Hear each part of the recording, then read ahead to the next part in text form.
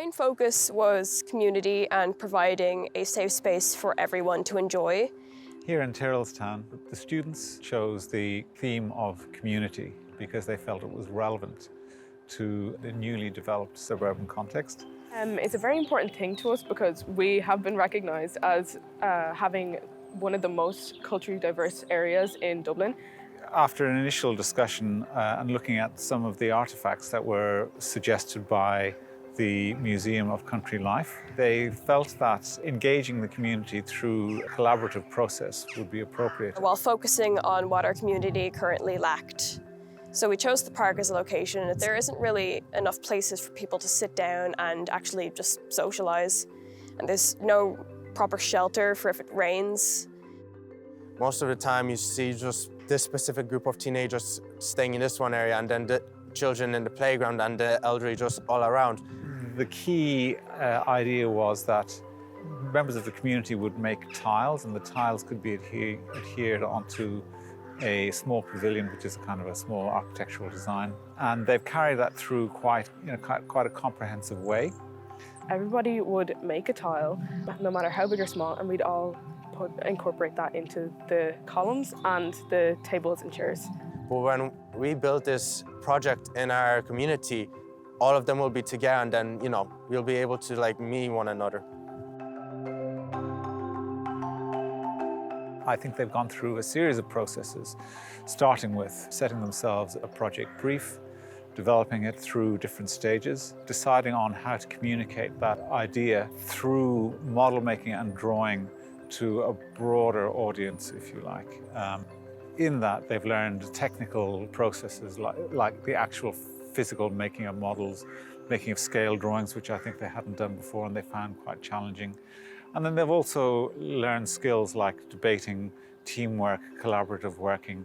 It was a learning experience, definitely, which was really helpful because I have always kind of been interested in architecture, and it kind of gave us an insight as to what it was really like. I learned about our history and I got closer with the people that I work with, and I learned more about architecture. I think the most important part of your design should be what the community wants or needs. So I think it would be important to discuss with the people what they need most and then kind of go from there.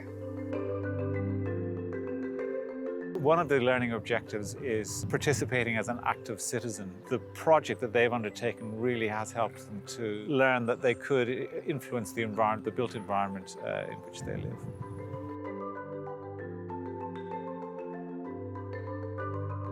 This is all about the student voice and about the students learning and experiencing the real world come into school, and I think that the benefit to them is just enormous. The students were really inspired straight off by the images that Mark shared, by the background information that he gave for it. They got to work straight away, so it was really empowering for them and they really felt it and they ran with it. At the end of the day, community for me is just home. It's like everybody just getting together and working hard to build this place. Like a nice, loving, caring area where everyone's nice to each other, there's no bad things happening. Everyone coexisting peacefully and everyone gets along and helps each other out, and everyone kind of has their own role and they fit in together a bit like a puzzle, but at the same time the area should cater to the people.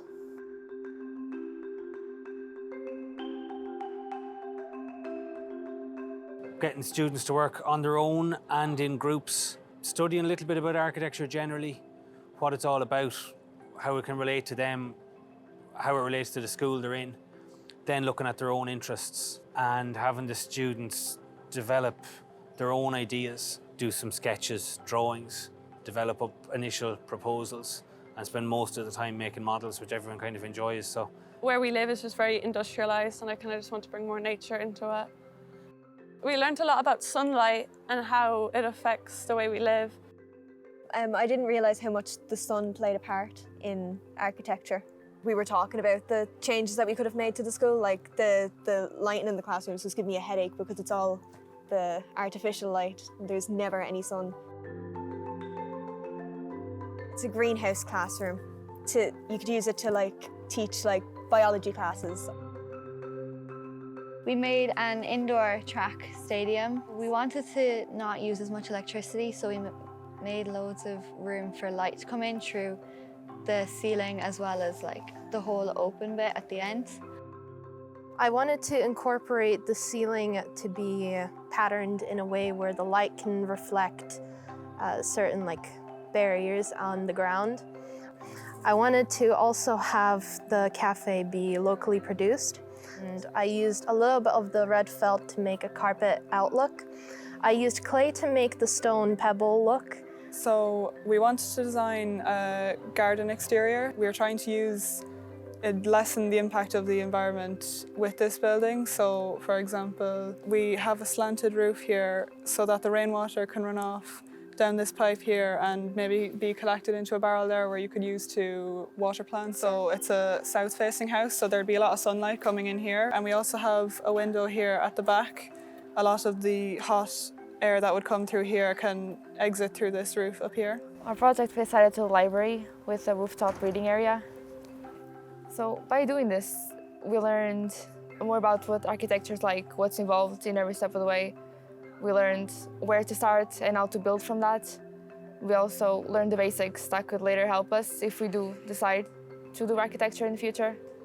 It's kind of taken from, them houses in Norway in the middle of nowhere, and you just see all the landscapes with the windows and stuff. We learned teamwork is very important and communication and just figuring out how to work together. And I think it's very important to have a project like this because I know myself I'm not a very creative person, but I kind of opened my eyes a bit being able to design something personalised to me, and I enjoy doing it, so it's given me a bit more career options.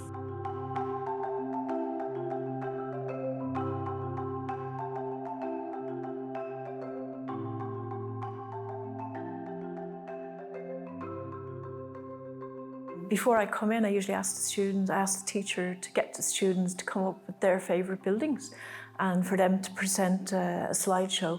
So it gives the student voice first. The first initial brainstorm, they all came up with words to do with warmth, coziness, security. Well, first we were discussing the theme of home and what home means to us. Home to me means like a safe haven for you, a place to switch off, to have your family and friends around you, pets. It's just like a place I'd be happy to go back to at the end of every day.